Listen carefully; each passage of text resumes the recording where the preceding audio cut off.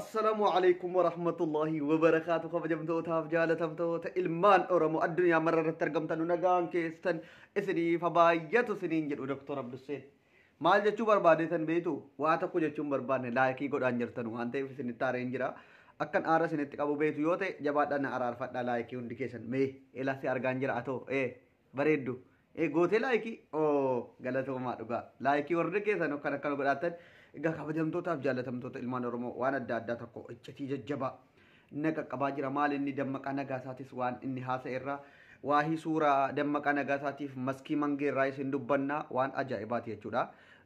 Ajandaa godhanii miskii mangee basaastuudha maaloodha jiranii namni baay'een dubbata garuu an dhugaa jirtu sunitti mun barbaade jechuudha. Sanarraayis waahii qodaa OMN Finfinneetti poolisii federaalaatiin saamamee jiru hadeebuu kan jedhu dammaqaa nagaasaa kaabineen biltsiginnaa guddaan basaasichi dubbachuu isaarraayis waan adda addaa ayyaana OMN kabajuudhaaf kaleessa goofandimiin baname irratti komii namni tokko kaasaa jiru jechuudha. OMN utubuudhaaf wanti kaafame kun baay'ee tokko akka nama aarsuu fi ayyaana adwaa kaleessaa irratti maaltu ta'e Finfinnee keessatti maaltu ta'e Adaanech Abeebee Abiy Ahmad maaltu mudate kan jedhu arrabsoo akkamiitu jara mudate kan jedhu ajaa'iba rabbiiti baga salphattan asirratti baga salphattan lammaan nyoochisiniin jedhaan kanaafuu Betul.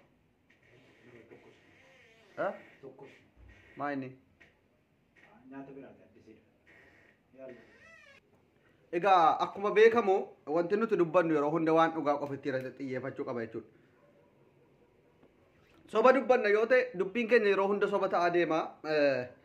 Waahii intala maskii mangee jettanuun intala sabboontuu Oromoo aadaa uffata aadaa Oromoo beeksisuudhaan beekamtu duula jabaa ijoolleen suuraa dammaqaa nagaasaa wajjiniin fiddanii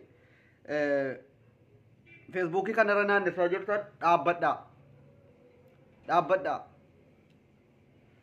Maskii mangee tiiktookii irrattis akkuma beeknu waan Oromoo beeksisuudhaan gaafa uummanni Booranaa akkasitti rakkatee beelee jedhu akkaawuntii mataa jaraa banuudhaan nama sadi ta'uun hojii kooti jedhanii uummata kana beela baasuudhaaf hojii ofii dhiisanii itti xiyyeeffatanii uummata Oromoo kana gargaaraa turan. Intalli kun waa dirqisiifamtee hojii ofii taasifattee akkanatti hin jenne Oromummaa isiitu akkanatti baadiyyaa Booranaa keessa akka dhayxee hojjettee uummata isiitiif mallaqa kana guurtee uummata kanattiin gargaartu godhe malee otoo akka warra Habashaa taate akkasitti maal jedhama intala Oromoo akkanatti midhannoo mibbaaluu xaffaabbii taatee dhayxee waan akkanaa gochuu mitiitii jireenya mataasii jiraatti. Intalli nama bareedduudha nama akka barbaadatte zannaxee jiraachuu danda'u qoonjiyyee moodeelisti jechuudha afaan keessaa na bade moodeelisti Oromooti. Kanaafuyyuu maskii mangeerraa nuuf bu'aa hundi keessan ammaa kaasaati. Ittaansuudhaan Jawaar Muhammad maaliif OMN irratti dhufee eebba isaa irratti illee mul'achuu dide namni jettanu baay'een keessan jirtu. Jawaar Muhammad kana booda OMN irratti hin eegina. Jawaar hojii hojjetu lafarratti hojjeta anneen gada dubbadheen ture. Jawaar Muhammad hojii lafarratti hojjeta malee kana booda miidiyaadhaan wanti dhufe isiniif ta'u hin jiru jabaadhaa ofiif. Warri miidiyaarra jirtan ofii keessaniif jabaadhaa inni hojii lafarratti hojjetaa jira. Inni kana booda miseensa paartiiti nama dhuunfaati miti. Akka paartiitti socho'aa jennee isinitti himaa turre. Diddanii dhaga'uu diddan. Nu dhagaa maaloo nu dhagaa jawaar jettanii jawaariin intiniin jedhina baay'een keessan ammas.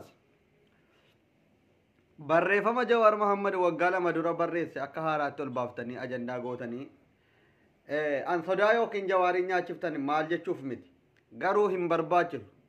Jawaar Muhammad barreeffama gaafa Hacaaluu Hundeessaa OMN irratti waahii Minilik dubbatu. Minilik harreedhaan Gondar irraa ka'ee dhufeetiyyuu farda siidaa dabalee hatee fardi inni irra taa'aa jiru sunuyyuu farda Oromoo siidaa dabalee jedhamuudha jedhee barreesse. Sanayyuu uummanni ol fuudhee jechuudha akka waan haaraatti jecha kana ittiin feesbuukii irra gaafa fiskiftanu namatti hin tolu. Warri namni sodaa keessa gala Jawaar Muhammad yeroo kana reefii dhaabaye ammaa hidhaa jira natti fakkaata. Mana hidhaa dhiphoo dhaabaye mana hidhaa bal'aa keessatti hidhamee jira Jawaar Muhammad.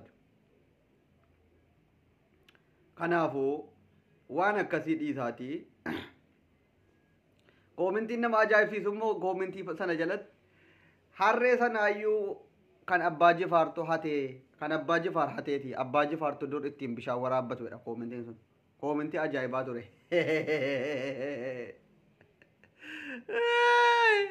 كومنتي أجاي باتو ري دقا ربي حرّين إني من لك إيرتا إيرو فسنو يو كان أباجي فار هاتي أباجي فارتو دور بشانتي ورا بتو توري جل مجرم تبابنو كومنتي سن جوجول فرد حرّي أباجي فار هاتي من لك har'a finfinnee keessatti fardarra taa'ee aduwaan maqaa isaatiin gaafa kabajamu hedduu tokko nama gaddisiisa.